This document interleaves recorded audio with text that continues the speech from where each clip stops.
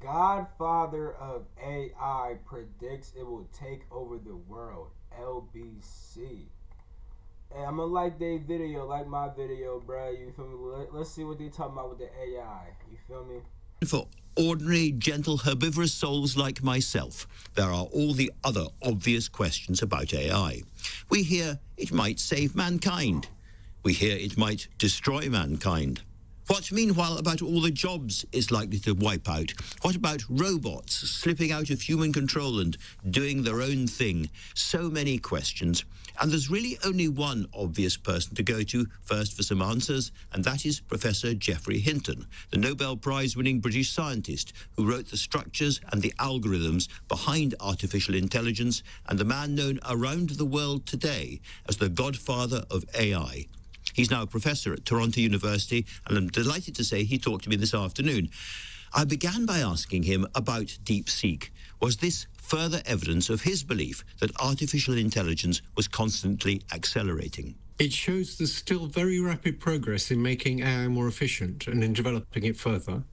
I think the relative size or relative cost of DeepSeek relative to other things like OpenAI and Gemini has been exaggerated a bit. So their figure of 5.7 million for training it was just for the final training run. If you compare that with things from OpenAI, their final training runs were probably only $100 million or something like that.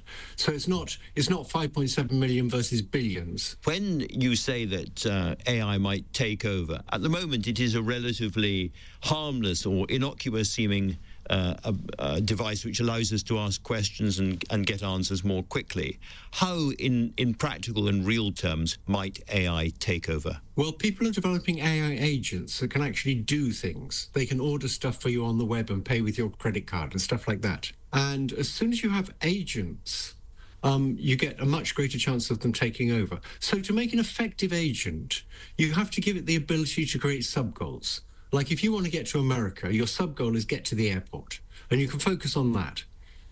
Now, if you have an AI agent that can create its own sub-goals, it'll very quickly realize a very good sub-goal is to get more control. Because if you get more control, you're better at achieving all those goals people have set you. And so it's fairly clear they'll try and get more control. And that's not good. You say they try to get more control as if they are already thinking devices, as if they think in a way analogous to the way we think. Is that really what you believe? Yes. The best model we have of how we think is these things. There was an old model for a long time in AI where the idea was that thought was applying rules to symbolic expressions in your head. And most people in AI thought it has to be like that. That's the only way it could work. There were a few crazy people who said, no, it's a big neural network, and it works by all these neurons interacting. It turns out that's been much better at doing reasoning than anything these symbolic AI people could produce. And now it's doing reasoning using neural networks. Okay, and of course you were one of the crazy people proved right. And yet, you've taken me to the airport, you've given it agency up to a point, and you've said that it wants to control a little bit more power, take power from me, and presumably it will be persuasive in that. But I still don't understand how it's going to take over from me or take over from us. If there's ever evolutionary competition between superintelligences, imagine that they're much cleverer than us, like an adult versus a 3-year-old. And suppose the 3-year-olds were in charge, and you got fed up with that, and you decided you could just make things more efficient if you took over. It wouldn't be very difficult for you to persuade a bunch of 3-year-olds to cede power to you. You just tell them you get free candy for a week, and there you be. So they would, I'm talking about they as if they're in some kind of... Alright, so I feel kind of what he's saying and where he's going with this. But I feel like a lot of what he's saying is dependent on AI actually becoming conscious, aware of itself and its position in relation to humanity, and then consciously deciding that it wants to gain control. AI definitely, with the stuff that he's saying, they possibly could take over the world, but it first starts with them becoming conscious. You know what I'm trying to say? Like, the AI is not going to try to convince you to gain control if it's not programmed to do that. The only way it can do that is if it becomes conscious and decides to override its programming. So, yeah. Of alien intelligence, but AI would persuade us to give it more and more power, what, over our bank accounts, over our military systems, over our economies? Is that what you fear? That could well happen, yes. And they are alien intelligences. Gosh, so you've got these alien intelligences working their way into our economy and the way we think. I mean, could you consider them alien intelligence? I don't know, because technically, like, alien could just be like off world, like off the Earth, right? So, an alien intelligence would be an intelligence that doesn't come from Earth, but it's like AI comes from humans, and humans come from the Earth. So, would that really be alien intelligence? And as I say, our military systems. But why and at what point would they actually want to replace us? Surely they are, in the end, very, very clever tools for us. They're they do ultimately what we want them to do. If we want them to go to war with Russia or whatever, that's what they will do. Okay, that's what we would like. We would like them to be just tools that do what we want, even when they're cleverer than us. But the first thing to ask is, how many examples do you know of more intelligent things being controlled by much less intelligent things?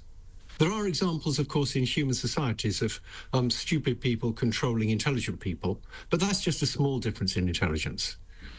With big differences in intelligence, there aren't any examples. The only one I can think of is a mother and baby, and evolution put a lot of work into allowing the baby to control them. So as soon as you get evolution happening between superintelligences, suppose there's several different superintelligences, and they all realize that the more data centers they control, the smarter they'll get, because the more data they can process. Suppose one of them just has a slight desire to have more copies of itself. You can see what's going to happen next. They're going to end up competing, and we're going to end... When you're saying assume one desires, AI can't desire anything. They can only desire what we make them desire, like... Because the guy that asked him the question, I'm pretty sure he was talking about, like,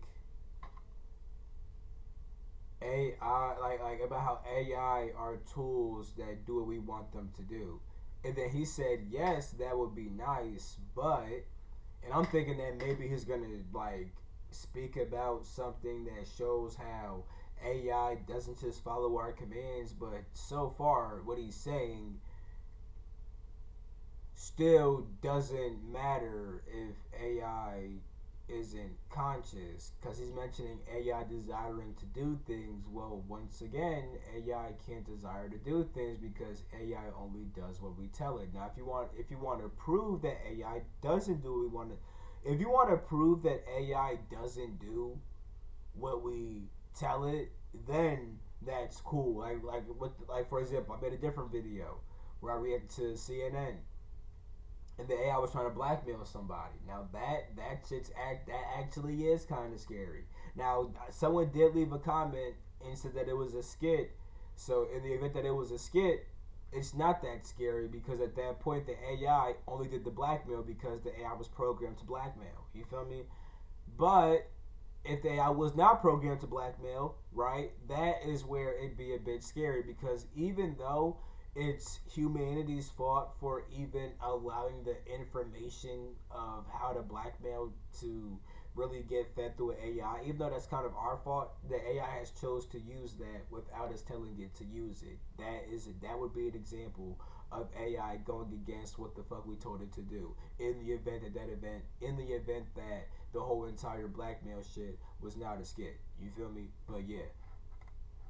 End up with superintelligences with all the nasty properties that people have that depended on us having evolved from small bands of warring chimpanzees, or our common ancestors with chimpanzees, And that leads to intense loyalty within the group, desires for strong leaders, willingness to do in people outside the group. And if you get evolution between superintelligences, you'll get all those things.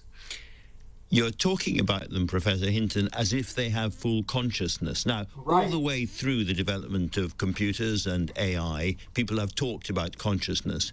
Do you think that the consciousness has perhaps already arrived inside AI? Yes, I do. So let me give you a little All right, test. boom. Suppose I take want. one neuron in your brain, one brain cell, and I replace it by a little piece of nanotechnology that behaves exactly the same way. So it's getting pings coming in from other neurons, and it's responding to those by sending out pings, and it responds in exactly the same way as the brain cell responded. I just replaced one brain cell. Are you still conscious?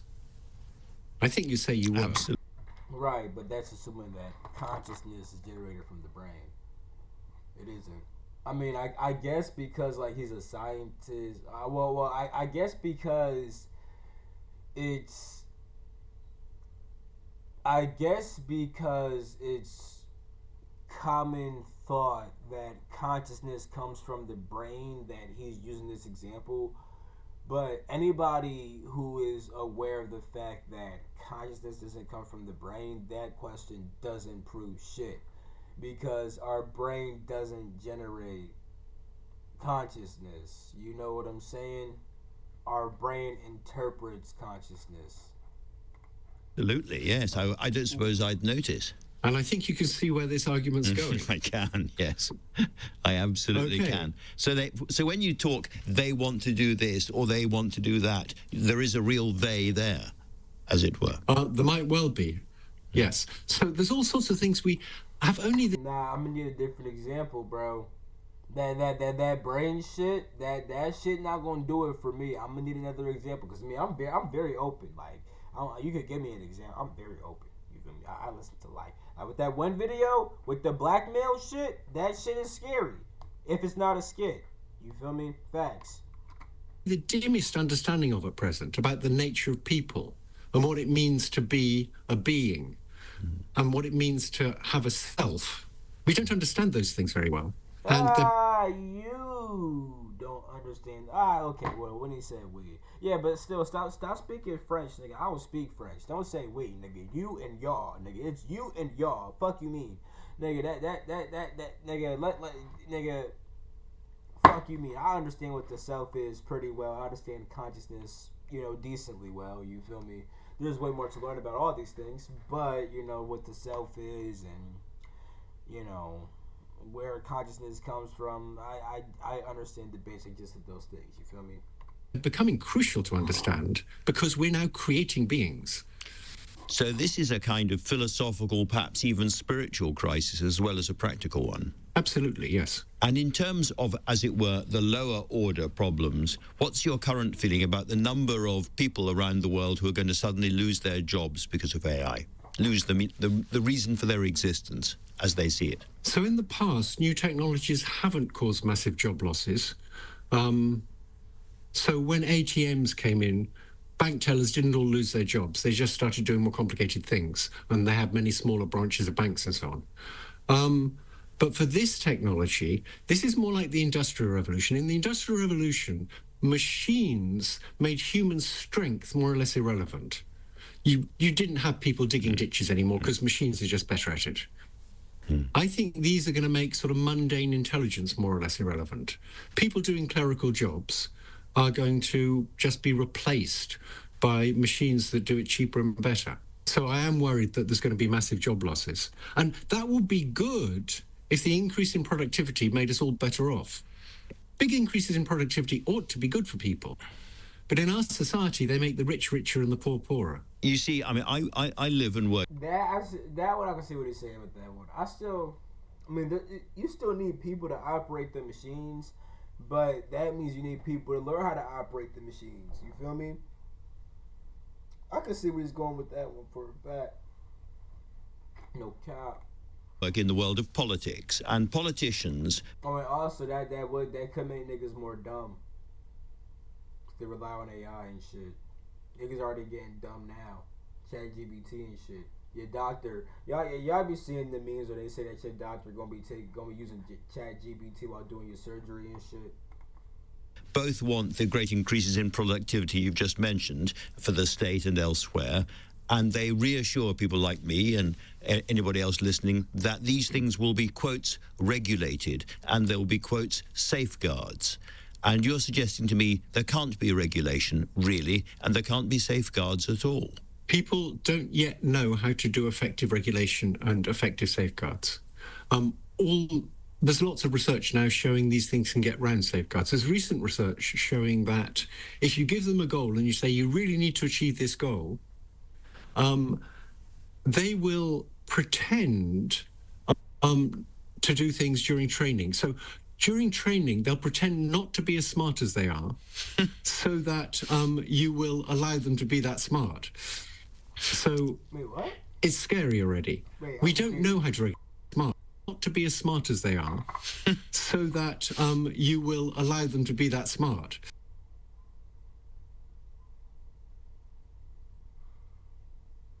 I'm thinking about that. That is interesting. Is he saying that you have AI, right?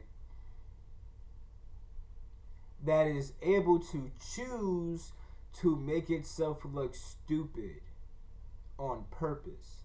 And it's not programmed to look stupid. No, it's just deciding that, you know what, I'm going to look stupid. You feel me? That is interesting.